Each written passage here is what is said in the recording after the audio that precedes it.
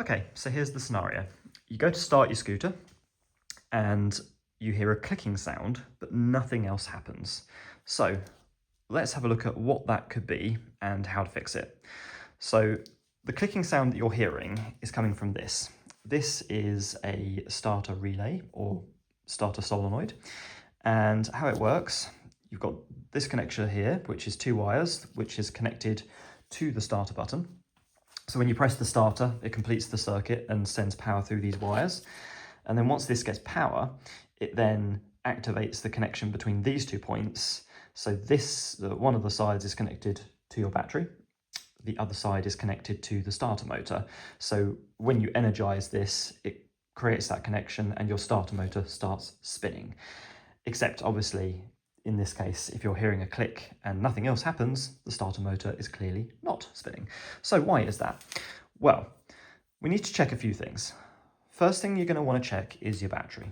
Make sure that it's healthy, make sure it's got good charge and good voltage. If the battery is weak, it might have enough energy to make this click, to energize it, but not to actually send enough power through to the starter motor to make it turn. So that's your first port of call, check that. So now the next thing we're going to check is this.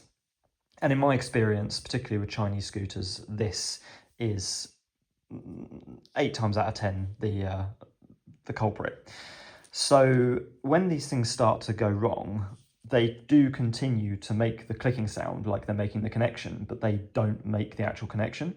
So by far the easiest way to check this, there's several ways of doing it. You can check it with a multimeter, but probably the easiest way, and I'm not saying this is like the absolute official best way or whatever, but the easiest way is just to locate this on the bike, which in my case is down here. I have to remove this cover. Expose these 2 points. So they're going to have rubber covers on them. So just take those off so they're both exposed. Now, don't go sticking your finger across the thing or like touching both terminals, because although this is only a 12-volt system, it's still going to give you a bit of a shock. So you really don't want that. But what you are going to do is grab yourself a screwdriver or something like that that's got a rubber or plastic handle. Make sure you're holding the handle, not the metal part. Just put it across these 2 points. You're basically bypassing this. So you're bridging these 2 points. Now, fair warning, it probably will spark, so be aware of that so it doesn't make you jump. But when you connect these two together, the starter motor should start spinning because you're bypassing this. So if this is faulty and you bypass it, the starter motor should turn. If it does, it means that this is the problem. And all you have to do is replace this. Nice and cheap, nice and easy. I actually, for this particular scooter, it's a Chinese scooter. It was like £6, plus a couple of quid delivery, so what, like £9 in total. And all you do, connect this connector up, connect the battery to this side, starter motor to this side, job done. And that should solve the problem. Now, if you bridge these 2 terminals, and you still get absolutely nothing, then it's going to be a problem with the actual starter itself.